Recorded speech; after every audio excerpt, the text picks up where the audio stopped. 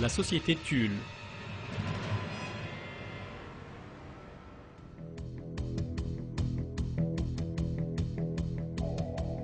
Munich, en 1918, a été le théâtre d'énormes bouleversements. L'Allemagne est sortie vaincue de la Première Guerre mondiale et était en train de traverser une crise sociale.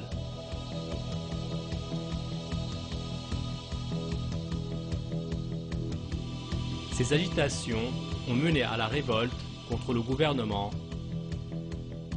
Kurt Eisner, un journaliste d'origine juive, et ses partisans sociaux démocrates ont mené un coup d'État sans effusion de sang avec l'appui de l'armée impériale.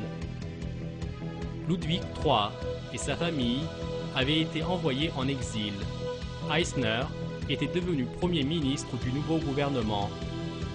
Néanmoins, ceux qui avaient imaginé que cette révolution, réalisée sans effusion de sang, apporterait la stabilité à l'Allemagne ont été tristement déçus.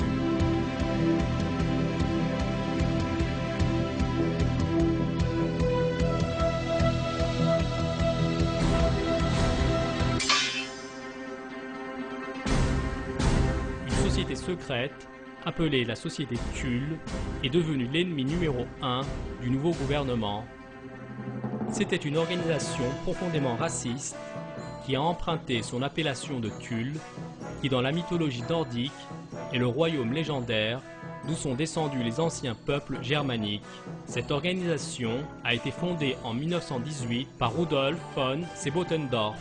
Les idées racistes de Sebottendorf, à l'origine de la création de la société Tulle, sont originaires de 3 idéologues qui s'étaient dévoués à un mysticisme infondé: Madame Blavatsky, Guido von List et Adolf Lanz.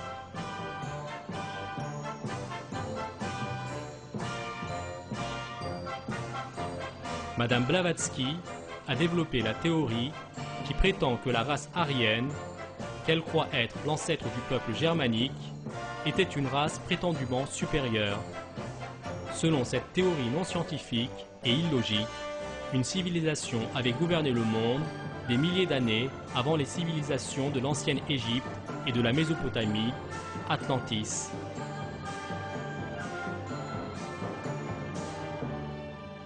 Blavatsky pensait que les gens de ce peuple étaient membres d'une race très noble et pure, mais qu'ils avaient été effacés de la surface de la Terre par un désastre volcanique.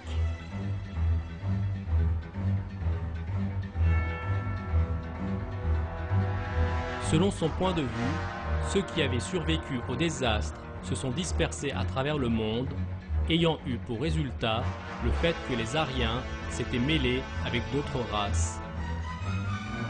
Afin de trouver les preuves de ces faux mythes mystiques, Blavatsky a voyagé dans des régions aussi lointaines que le Tibet et a étudié les prêtres bouddhistes.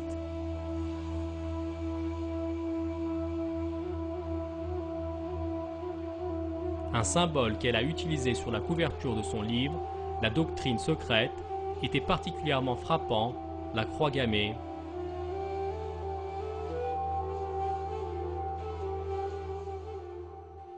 Guido von List était du même point de vue que Blavatsky. Selon lui, la race germanique était en fait la représentante de la soi-disant race aryenne suggérée par Blavatsky.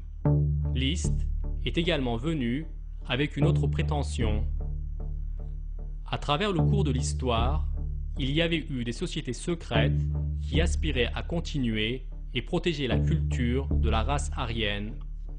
Les francs-maçons, les templiers et les chevaliers de la Rose-Croix.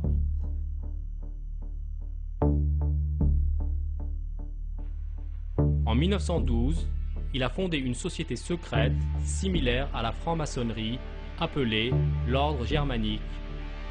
List est mort en 1919, mais a laissé derrière lui un admirateur qui devait entretenir ses idées avec le plus grand zèle, le maître de l'ordre germanique, Adolf Lanz.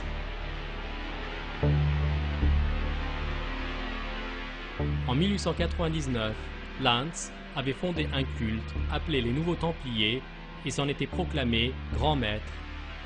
Il avait combiné ainsi les caractéristiques des chevaliers du Temple avec un racisme ardent.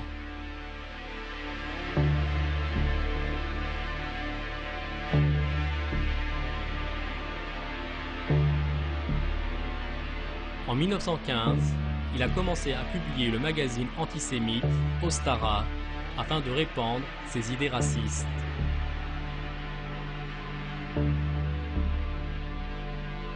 Dans un article, Lanz prétend que les membres de la soi-disant race maîtresse s'assoient différemment des autres et avaient même une structure du pied différente. Selon les croyances superstitieuses de Lanz, il y avait un soi-disant combat de survie entre les jaunes et les noirs, un combat que les jaunes devaient remporter quel qu'en soit le coût.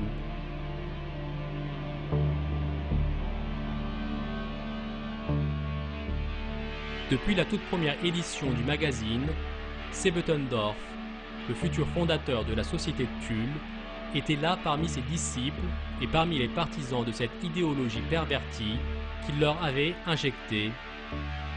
Seybottendorf, un membre de l'ordre germanique, était franc-maçon. Ainsi, le mysticisme infondé, le racisme, l'admiration pour les anciennes cultures païennes et une organisation hiérarchique similaire à celle de la franc-maçonnerie se sont tous rassemblés en un. En fait, c'était la naissance du nazisme. L'idéologie de la société de Tulle était fondée sur la résurrection de la culture germanique païenne pré-chrétienne. Dans cette idéologie, l'élimination des races non-aryennes avait une importance similaire. En tête de liste, il y avait les Noirs, les Tziganes et les Juifs.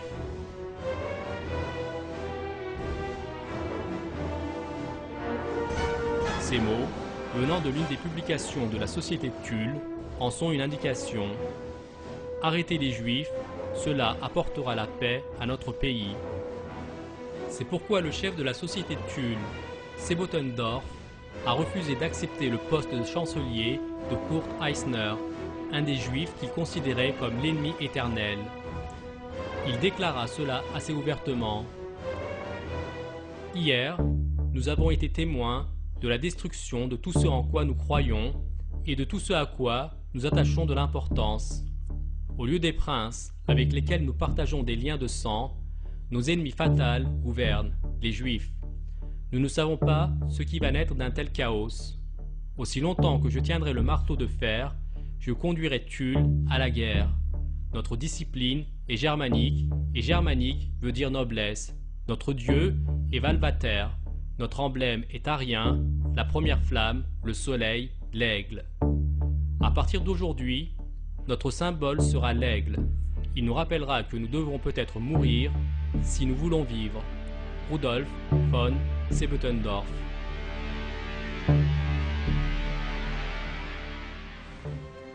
Les milices Tulle se sont ainsi armées et se sont levées contre le gouvernement.